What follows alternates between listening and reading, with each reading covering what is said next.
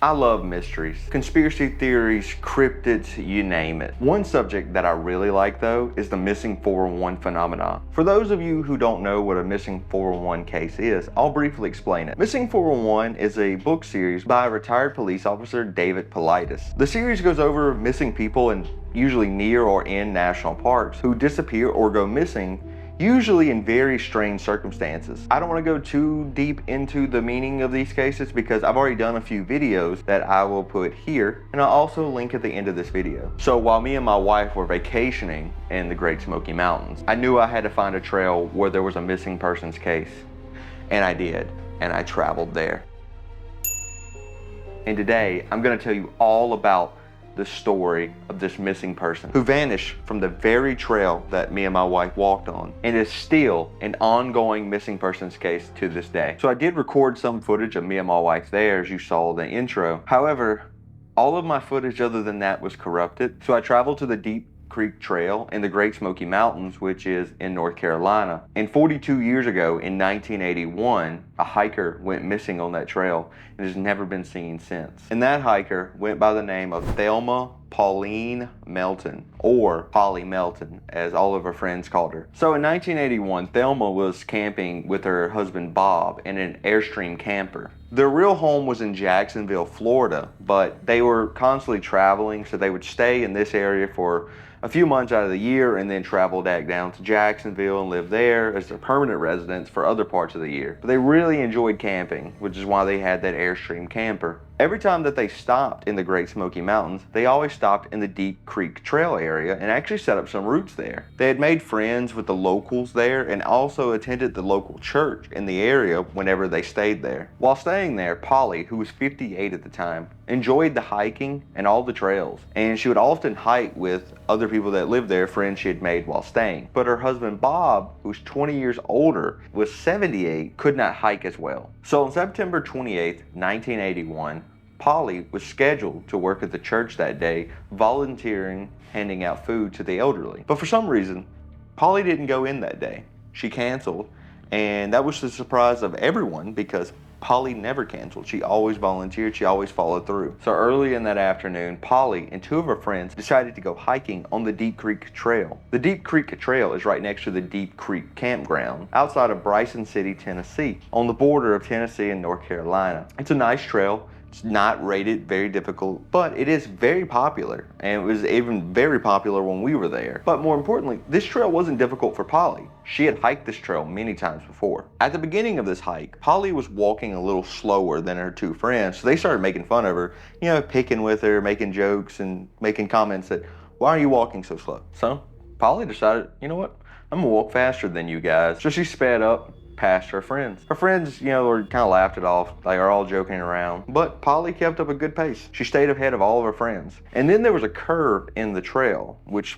Polly took. When her two friends reached that same curve and came around it, they were expecting to see Polly still ahead of them down the trail. They didn't see anything.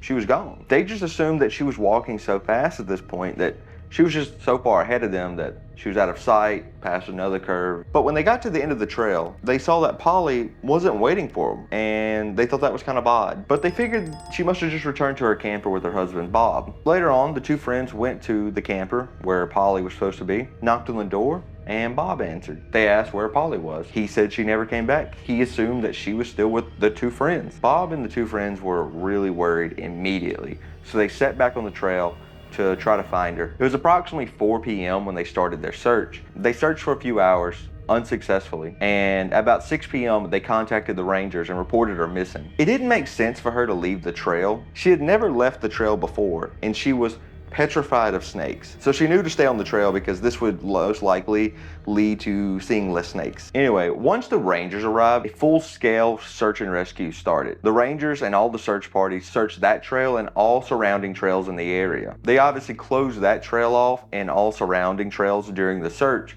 and brought in 9 search dogs to help find Polly. The dogs did signal on a fallen tree where they first suspected Polly must have sat down, and they did find a footprint of hers, but eventually, the footprints just all ran together with their footprints and other footprints. It also should be noted that according to the searchers, at no point did it look like anyone veered off the trail. The search lasted for 5 days, and the trail remained closed until October 2nd. But they had nothing to go on. No leads, no evidence, no body, nothing. So obviously the police started an investigation. During this investigation, the police found out that Polly was in decent health. She only suffered from high blood pressure and some nausea every now and then. But Polly was also known to smoke 2 packs of cigarettes a day. But this makes the case stranger, because when Polly was last seen, the only thing she had was the clothes on her back, 1 pack of cigarettes, no cash, and none of her medication, and no ID. So the police began questioning people in Polly's life. And when they got to the minister of the church that she was supposed to volunteer that day, it got interesting. The minister told the police that Polly was having an affair with her husband, but he didn't know any of the details. In fact, no one else in Polly's life knew about this affair other than her and the minister. The minister also mentioned something else that was interesting. Before Polly went missing,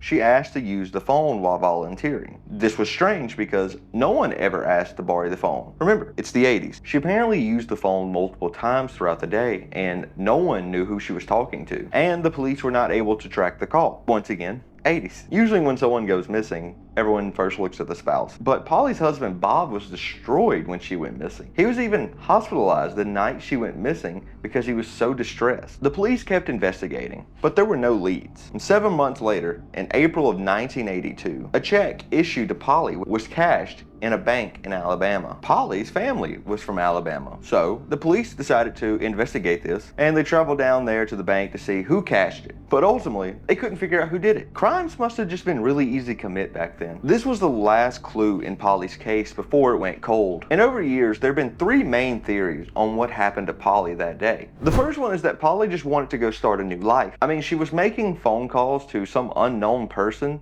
before she went missing, and was having an affair at the time, according to the minister. And also remember, she intentionally didn't go volunteer the day that she went missing. And also, when she was hiking with her 2 friends, she was intentionally lagging behind until she got called out on it, and then intentionally walked faster than them to get away from them. So Polly could have easily set up someone to meet her on that trail that day for her to leave with. One problem with that theory, though, is there have been 0 transactions on her social security number or bank account information other than that 1 check. The second theory is a little darker, and is that Polly decided to end her life that day. Polly had no signs of depression or any self-harm thoughts that day, but she did have a history of suffering from depression. Polly's mom had passed away about a year prior to this disappearance, and according to Bob, this made Polly very depressed. As I can imagine, losing your mother would be very difficult. But according to Bob, Polly was so depressed that she had become medicated because of this loss. But it should be noted that she was not diagnosed or had signs of depression or was on any medication at the time of her disappearance. Bob did mention that there was some missing volume the day that she disappeared, but if Polly did decide to go do that, she must have walked really far into the woods because there's been no body found for 40 years. The third theory is that Polly just got lost or had an accident, and there was nothing intentional about her disappearance. A typical missing 411 case, like thousands of others who just go into national parks and seem to vanish without a trace, right next to other friends and family members. But some think foul play could have been involved, which is possible, but not very likely. That trail is very populated, and Polly was 5'11" and about 170 pounds during the time she disappeared, so it would have been very difficult to do something to her and not being seen by other people, because no one reported anything weird that day. Well, that's a pretty crazy story. I think any of the 3 options are viable, especially if you're like me and want to believe in some of the weird stuff. But anyway, if you enjoyed this video, please hit the like and subscribe button. Really helps me out. Also, comment down below, what do you think happened? Anyway, guys, I'll see you next time.